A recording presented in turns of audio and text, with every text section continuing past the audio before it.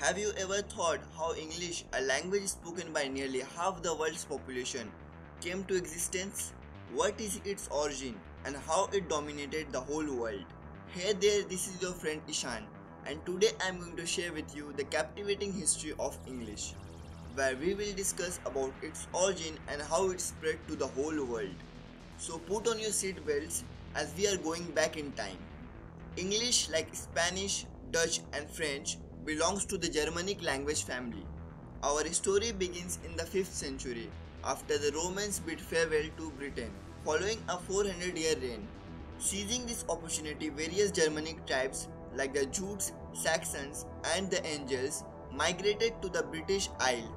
Their arrival created a cultural shift, gradually displacing Roman influence and paving the way for the emergence of the Germanic language spoken by these newcomers.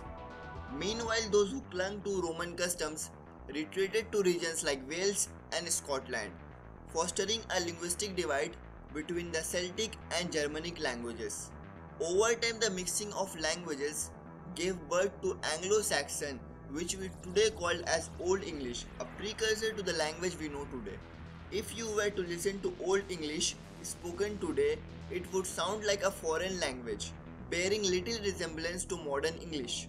While incomprehensible to modern English speaker, Old English contributed a wealth of foundational vocabulary, including familiar words such as water, child, air, talk, and even the.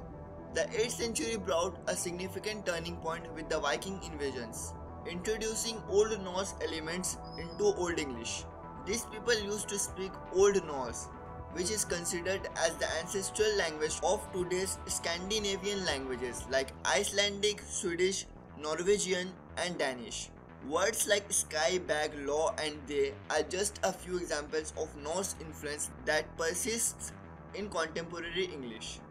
Fast forward to 1066, England witnessed another seismic shift with the Norman conquest led by William the Bastard, who later became William the Conqueror.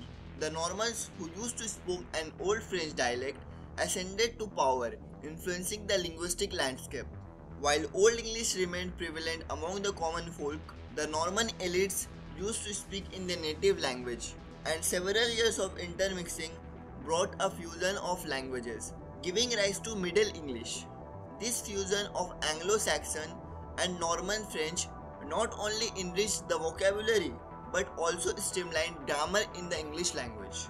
Around 10,000 French-derived words found their way into English, particularly in domains like law, religion, and science. That's why modern-day Romance languages like French and Spanish has so many common words with English.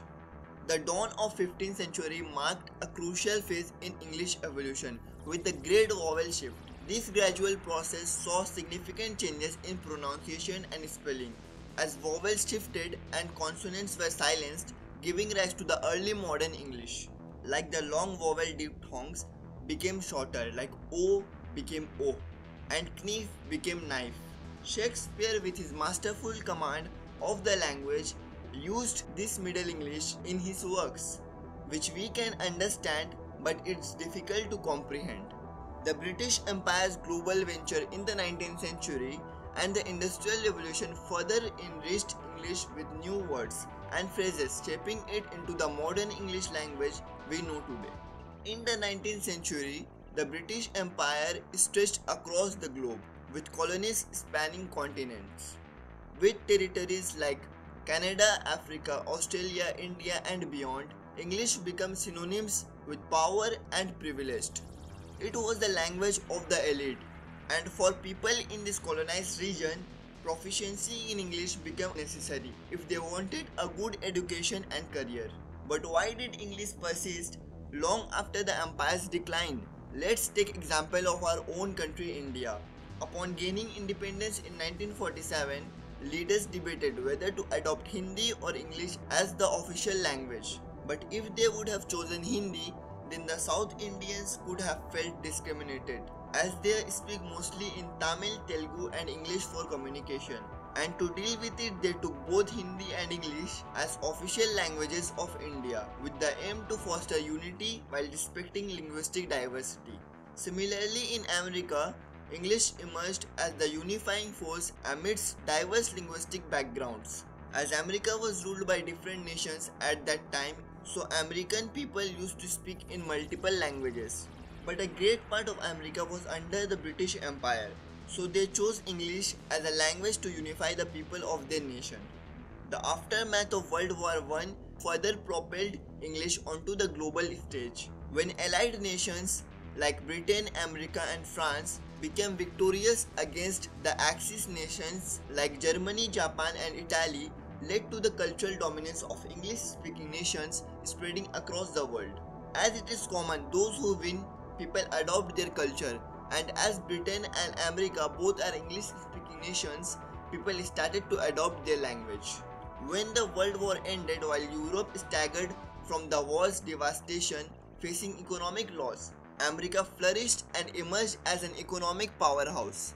With capitalism fueling growth, American businesses expanded worldwide, and all business trade and deals started to happen in English. The top businesses universities started to teach in English. Also, the rise of American entertainment further propelled English influence. Hollywood movies and American music became popular worldwide, and even common people started to adapt English. Then computer and internet got invented in America, so it was obvious that they were going to produce content in English. After the emergence of internet, many businesses emerged and became tech giants like Google, Microsoft, Facebook, and Apple. As they are all American companies, they pioneered English language content, shaping online discourse and reinforcing English as the dominant tongue of cyberspace. And English became a medium of communication to the whole world. And that was the incredible journey of English language, from how it originated and got spread to the whole world. I hope that you liked it. If yes, then make sure to like and subscribe to our channel as we cover this type of interesting topics over here. Also, if you want to know why do we humans have different skin colors, then make sure to watch this video, you will like it. Thanks for watching, we'll meet you in the next video.